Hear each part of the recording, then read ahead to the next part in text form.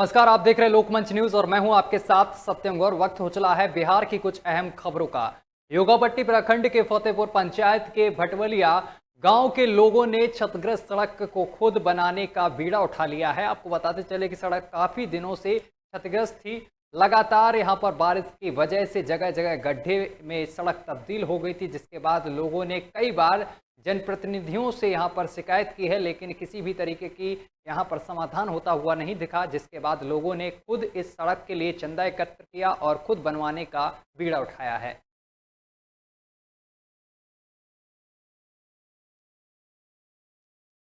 तो ये बेतिया से तस्वीरें आपको दिखा रहे हैं, जहां पर आपको बताते चले कि लोगों ने सड़क बनवाने का खुद बीड़ा उठाया है, चंदा एकत्र किया और इसके बाद काम में खुद जुट गए हैं सड़क बनाने की। तस्वीरें आपको दिखा रहे हैं, देख सकते हैं किस तरीके से यहाँ पर लोग काम करते हुए नजर आ रहे हैं, सड़क को बनाते हुए नजर आ रहे हैं।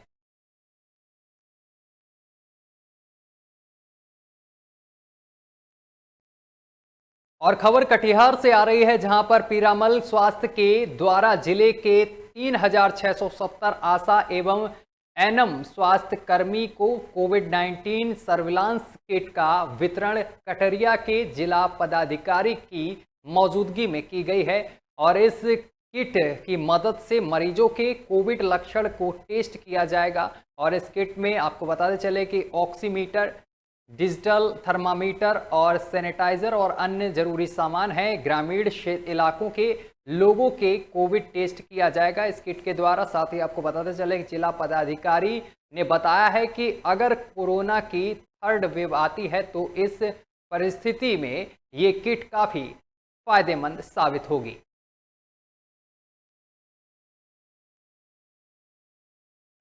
ये पीरामल स्वास्थ्य के द्वारा आने वाले समय में अगर तीसरा वेव आता है कोविड का, उसकी तैयारी के क्रम में 3670 जो हमारे ज़िले में आशा एएनएम और आशा फैसिलिटेटर है, उनको एक सर्विलांस किट दिया गया है। ये पूरे ज़िले में आज डिस्ट्रीब्यूट किया जा रहा है। इसमें कई ऐसी चीज़ें हैं जो कि अगर लोग घर आशा और एएनएम घर में जाएंगी तो पल्स ऑक्सीमीटर, कई इसमें डिजिटल थर्मोमीटर्स भी हैं, मास्क, सैनिटाइज़र, साबुन इत्यादि भी हैं। जब उनके घर में जाएंगी और किसी को भी अगर कोई लक्षण होगा तो उसी समय पल्स ऑक्सीमीटर और थर्मोमीटर के माध्यम से उन्हें टेम्परेचर है या नहीं, या उनका ऑक्सीजन लेवल कम है या नहीं, इसकी जांच भी कर सकते हैं। ये पीरामल स्वास्थ्य के द्वारा।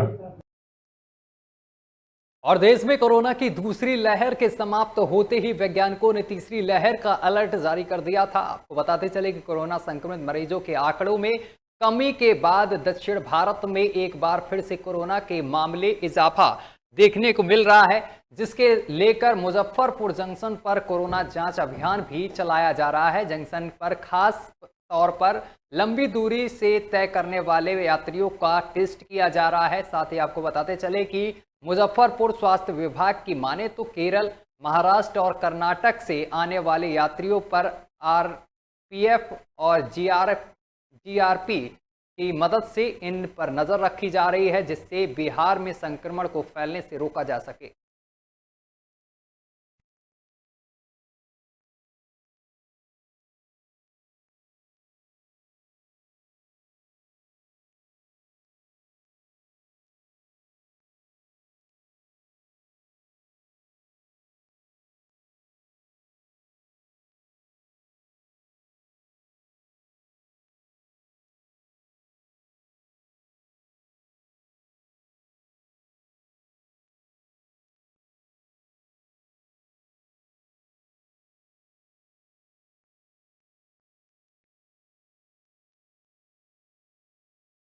तो यहाँ पर जांच की गई है। आपको बताते चले कि जो यात्री केरल, महाराष्ट्र से आ रहे हैं बिहार में, उनकी यहाँ पर जांच की जा रही है, क्योंकि केरल में सबसे अधिक कोरोना के मामले बढ़ रहे हैं, जिसको देखते हुए जांच अभियान तेज कर दिया गया है।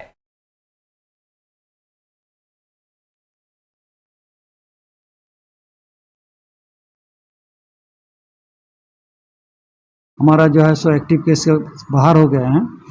तो जब भी केस यहाँ आएगा तो बाहर से आएगा, क्योंकि कर्नाटक, महाराष्ट्र और केरल में बहुत ज़्यादा केसेज आ रहे हैं। तो हम लोगों ने स्पष्ट डायरेक्शन दिया है। अभी जो है 8 टीमें जो है स्टेशन पर कार्य कर रही हैं और आने वाले प्रत्येक यात्री का जो है कोशिश कर रहे हैं हम लोग कि उसका वहीं पर एंटीजन टेस्ट करें और अगर कोई पॉजिटिव आएगा तो उसके आइसोलेशन की व्यवस्था हम लोग। और खबर मुजफ्फरपुर से है। मुजफ्फरपुर सहित पूरे बिहार के नगर निगमों के सफाई कर्मचारी आज से अनिश्चितकालीन हड़ताल पर गए हैं। बताते चले कि नगर निगम के सफाई कर्मचारी अपने 7वें वेतन सहित 12 सूत्री मांगों को लेकर आज से अनिश्चितकालीन हड़ताल पर हैं। सफाई कर्मचारी संघ के अध्यक्ष अवधेश कुमार सिंह का कहना है कि सरकार से शांतिपूर्ण तरीके से बात करने की भी हमारी समस्याओं का हल नहीं हुआ है। अब जब तक सरकारी हमारी यहाँ पर मांगों को पूरा नहीं करती है, नहीं मानती है, तब तक यह अनिश्चितकालीन हड़ताल लगातार जारी रहेगी।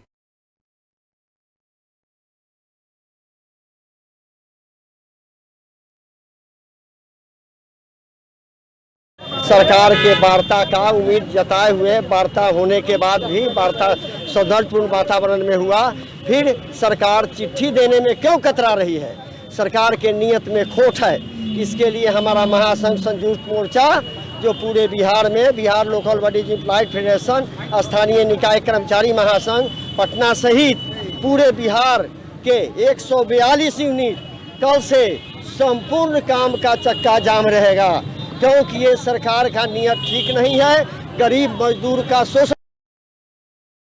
और अगली खबर भी मुजफ्फरपुर से है, जहां पर आपको बताते चले कंटी थाना क्षेत्र में सड़क दुर्घटना में एक 65 वर्षीय महिला की मौत हो गई है। जानकारी के मुताबिक मुजफ्फरपुर जिले के कंटी थाना क्षेत्र के छपरा काली मंदिर के पास सड़क पार करते समय यहां पर एक दुर्घटना हो गई, जिसमें कि एक महिला की मौत हो गई है। मोतीपुर की तरफ से आ रहे एक ट्रक ने छपरा निवासी महिला की टक्कर मारकर यहां पर मौत हो गई है, जिसके बाद घटनास्थल पर महिला की ही मौत हो गई है। वहीं मौत के बाद आक्रोशित लोगों ने मुजफ्फरपुर मोतिहारी हाईवे जाम कर दिया है।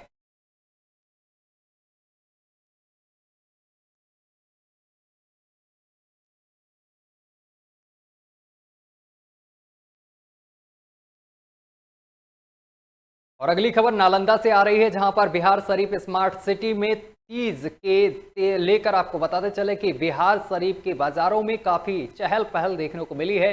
शहर के आलमगंज चौक बाजार समेत सभी इलाकों में महिलाएं अपने मनपसंद सामानों की खरीदारी कर रही हैं।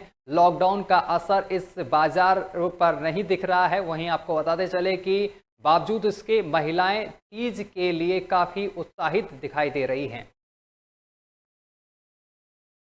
देख सकते हैं तीज के त्यौहार को लेकर महिलाएं बाजार में पहुंची हैं और खरीदारी करती हुई दिखाई दे रही हैं।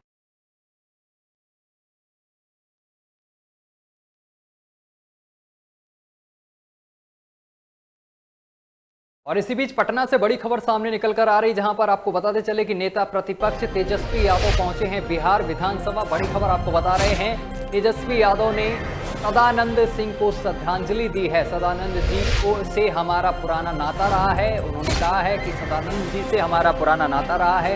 राबड़ी देवी जी जब मुख्यमंत्री थी उस वक्त वह स्पीकर थे। तेजस्वी यादव ने कहा है कि जब राबड़ी देवी जी मुख्यमंत्री थी उस समय वह स्पीकर थे और उनके परिवार के प्रति हम लोग अपनी संवेदना प्रकट करते हैं। तो आपको बताते चले कि नेता प्रतिपक्ष तेजस्वी यादव पहुंचे हैं बिहार विधानसभा और जहां पर उन्होंने श्रद्धांजलि दी है। और इसी के साथ राबड़ी देवी जी मुख्यमंत्री थी जब उस वक्त स्पीकर बताया है सदानंद सिंह को। और आपको बताते चले कि तेजस्वी यादव ने सदानंद सिंह को श्रद्धांजलि दी है।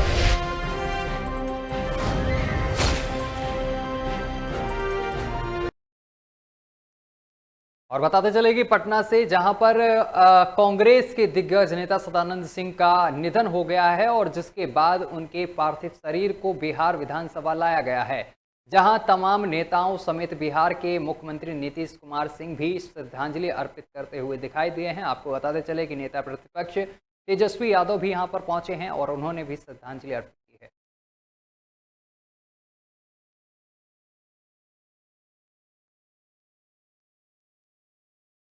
सब लोग दुखी हैं। वो एक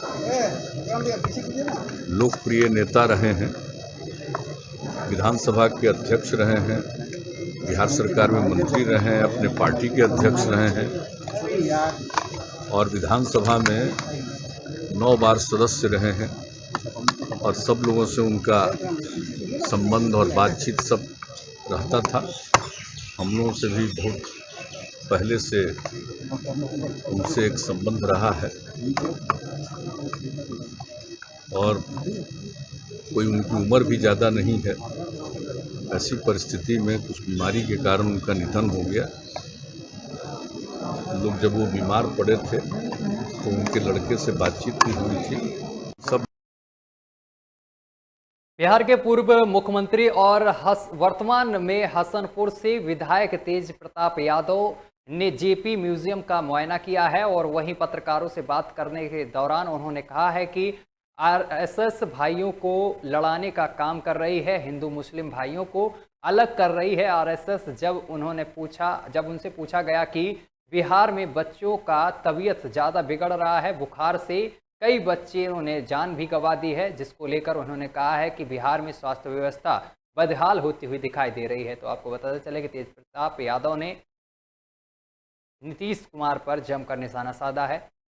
बिहार में स्वास्थ्य व्यवस्था को लेकर उन्होंने कहा है कि बिहार की स्वास्थ्य व्यवस्था चौपट हो गई है।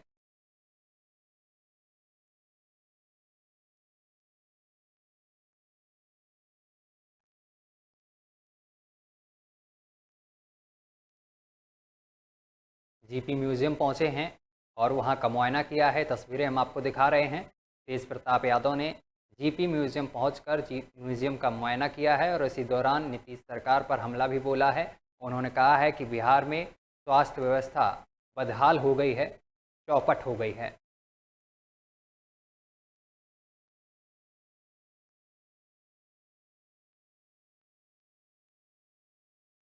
और वहीं बिहार का दूसरा सबसे बड़ा अस्पताल एनएमसीएच है, जहां बच्चा वार्ड, नीकू पीकू और जनरल बेड मिलाकर 84 बेड हैं, लेकिन बच्चा मरीजों की संख्या में बढ़ोतरी के कारण बच्चा वार्ड में कुल 87 बच्चे अभी भर्ती हो चुके हैं। कई बच्चे जो मरीज हैं वे बेड पर, एक बेड पर 2-2 बच्चे यहां पर देखने को मिल रहे हैं।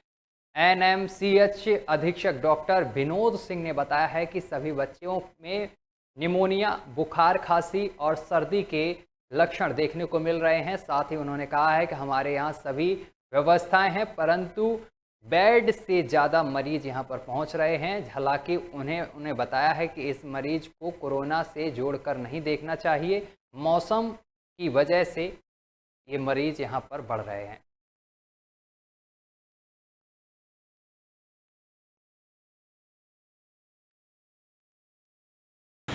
हमारे यहाँ भी वायरल फीवर से बहुत सारे बच्चे बीमार हो रहे हैं। आमतौर से उनमें सर्दी, खांसी, बुखार हो रहा है। तो आम जो ये सर्दी, खांसी जो इन्फ्लुएंजा है, फ्लू है, ये 3-4 दिन में ठीक हो जाता है। मगर इसमें कई बच्चे हैं जिनको कि इन्फेक्शन जो है थ्रोट से फेफड़ा में चला जाता है, जिसके बाद उनको निमोनिया हो जाता है और निमोनिया होने के बाद उनको हाई फीवर, सर्दी खांसी के साथ पसली चलना और फिर दूध पीना कम हो जाता है, शरीर में ऑक्सीजन कमी हो जाती है और उनको भर्ती करना पड़ता है। हमारे यहाँ भी वायरल फीवर से बहुत।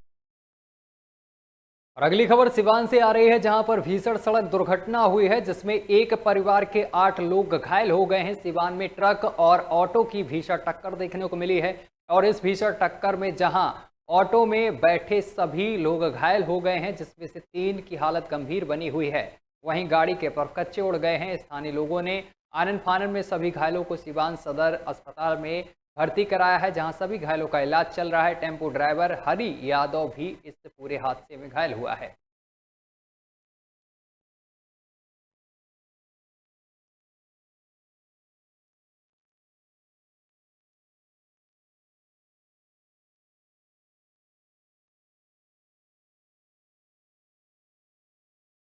और उधर सुपौल के सदर थाना क्षेत्र के वार्ड संख्या 18 इस्लामपुर से सनसनीखेज मामला सामने निकल कर आया है, जहां पर एक बेरहम पड़ोसी ने घर के सामने से गुजर रही 6 वर्ष की मासूम बच्ची का बेरहमी से कत्ल कर घटना को छिपाने के लिए घर में ही शव को दफन कर दिया है।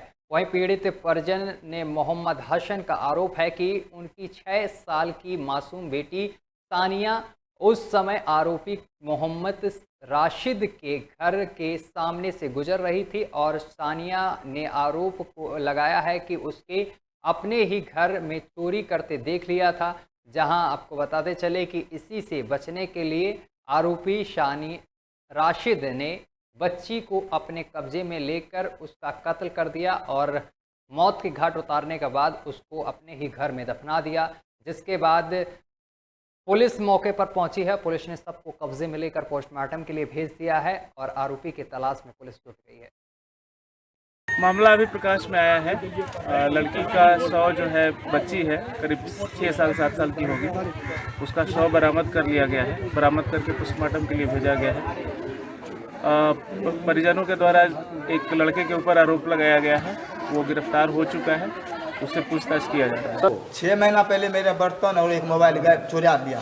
तो मोबाइल तो नहीं देखे चुराते हुए, लेकिन बर्तन जो लेके जा रहा था तो मेरी बेटी देख ली तो हत्या की गई है। हाँ, जिसकी हत्या कर ली। तो जब भी वो अपनी जमीन पे जाता था, वहाँ पे खेत पे या कामत पे, तो उसको जब देखती थी तो वो हल्ला करके माँ को बुलाती थी, अम्मी अम्मी है, घूमे छो आसपास में। कौन? वो लड़का जो मदद किया, रसीद नाम है उसका।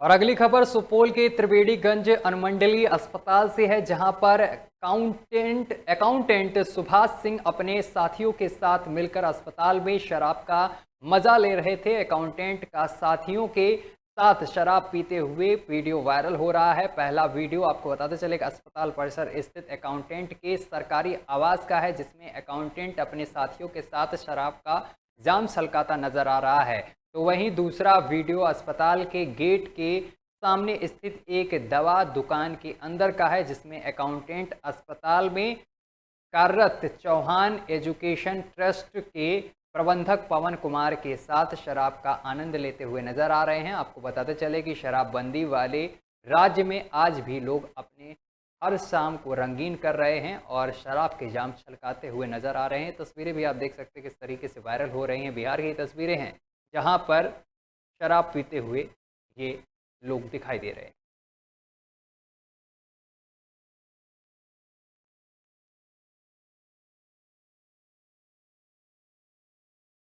और अगली खबर मोतिहारी से है, जहां पर एक मामला मोतिहारी के मधुबन थाना क्षेत्र से सामने आया है, जहां पर एक मित्र ने ही अपने मित्र की गला रेत कर हत्या कर दी है। आपको बताते चले गांव के संजीव सहनी की हत्या उसी गांव के उसके मित्र मनोज सहनी, शिशिर सहनी और भगवान लाल सहनी ने अवैध संबंधों के शक में कर दी है। जिसके बाद मृतक की मां के बयान पर मधुबन पुलिस ने तुरंत कार्रवाई करते हुए घटना में शामिल तीनों आरोपियों को गिरफ्तार कर पूछताछ के बाद न्यायिक हिरासत में भेज दिया है।